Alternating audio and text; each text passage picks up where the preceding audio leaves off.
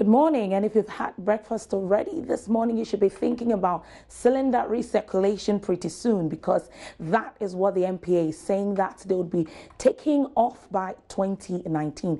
The MPA had earlier announced that the roll out of the new distribution policy will kick off before the year ends. But in an exclusive interview with Joy Business, Director of Inspection and Monitoring at the MPA, Esther Anku, noted that final licenses will be granted to 1 out of 4 companies that expressed interest in establishing a bottling plant across the country.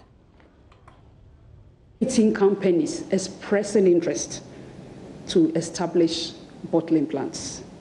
When we came up with the requirements that a company must meet to be considered for the license to be a bottling plant operator, we gave it out to all 18 of them. Now, some of the requirements are getting your building permit, environmental permit, fire permit, business plan, a 5-year business plan, and so on. So, of the 18 companies, 4 companies have been able to acquire these documents and have submitted them to us, which are being reviewed. So, once the review is done, we have a licensing committee which has been established, which was established not too long ago by the board, to review all these applications further before the final approval is granted by the board. So that's what I'm expecting to take about a month or so for us to come out with the first license. And once the first bottling plant is up, then it means we are ready to roll out, because the bottling plant must be available to receive empty cylinders and also fill these cylinders for circulation to consumers nationwide. So if the bottling plant is not available, then we cannot also start. So what's going to happen is that we are going to have the 2 models run side by side for a while until we fully roll over to the new model, where consumers will no longer own cylinders. End of this year could be very tight. I would maybe project the end of the first quarter next year, but could be earlier. Yeah, it could be earlier, because once they have the license, they would also have to satisfy the construction requirements, and then, of course, it takes quite a while to get the facility up. Government is working on a new policy document to bridge the gap created in the local content law within the mining industry. The policy-dubbed National Supply Development Program, when approved by Cabinet, will ensure that local suppliers gain an upper hand in the mining sector. Here's Ebenezer Sabute's report.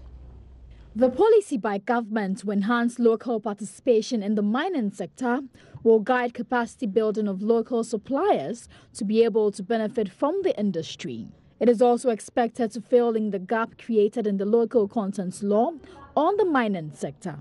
According to the Deputy Minister of Lands and Natural Resources, Barbara Oting-Jesi, the policy has become crucial due to new trends in the mining industry. The National Supplier Development Program is a program that the government is spearheading to build the capacities and the capabilities of local companies to supply mining inputs, because the government has realized that the mining companies spend much more on inputs as compared to royalties and taxes that are paid to government. Therefore, we need to support local companies to produce these inputs to the mining companies in order to retain those revenues locally. Within the past 5 years, if you compare, the ratio is about 5:1 regarding revenues spent on mining inputs compared to royalties and taxes paid to government. That is why the National Supplier Development Program has been instituted to build capacities and capabilities of local companies to supply to the mining companies. She also spoke on how beneficial this new policy will be to the industry. It is part and parcel of the local content policy, but we realize the gap. If you have a local content policy that you need to increase supply locally, but the supply base is not there, then how do the companies purchase locally? So we need to support the local companies to produce these products locally before the mining companies can purchase. We are currently engaging the Chamber of Mines on this policy, and they are fully on board with it. They are happy to support the program. They just want to ensure that the companies will produce to the standards and the quality that will meet the demands of the mining companies, and they will purchase locally.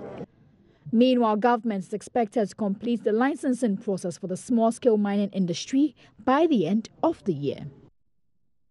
The Second Lady, Samira Bawumia, is calling for equal access to education, business, finance and land, among others, to help propel women economically and to function efficiently. She was giving a keynote address at the maiden edition of the Global Women's Professional and Business Exchange Conference here in Accra. The Global Women's Professional and Business Exchange Conference brought together several women in leadership from across the globe to share experiences in business and to network for effective linkages. They include former Deputy Minister of Tourism and Creative Arts, Abla Jifa Gomashi, Chief Business Strategist Maruna Treba, Head of Business Programming at Multimedia Emma Morrison, and a host of other participants from across the world. The event was organized by the U.S.-Ghana Chamber of Commerce in partnership with Joy Business. President of the Chamber, Florence Thorson Hart, in an address, noted that women will control significant economic power by 2010, hence the need to encourage them to improve. Talk about what the current status is for women globally, and also take a look at what is working and what remains to be done. The good news is that by the year 2030, women will control, get this, about $75.4 trillion in economic power.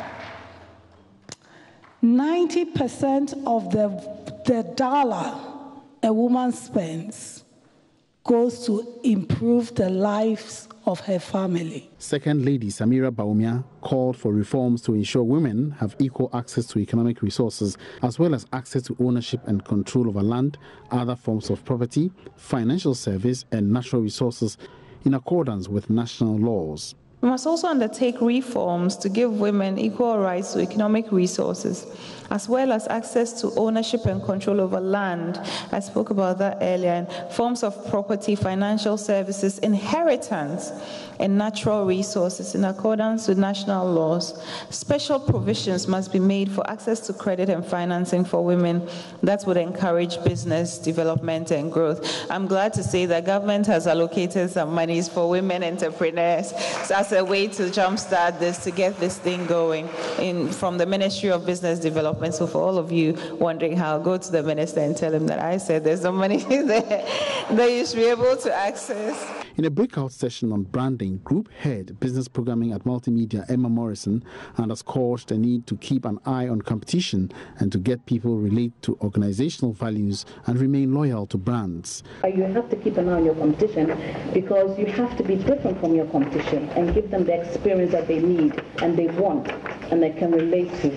So you're keeping your eye really on the competition because everybody else has a salon, a spa, you know. At the end of the day, if people can actually relate to the values of your company or you yourself, they'll stick with you. The Ghana-US Chamber hopes to make the Global Women's Professional and Business Exchange Conference an annual affair. That's it for business. Let's make a date at 12:30 for more. My name is Odilia Ntiamwa.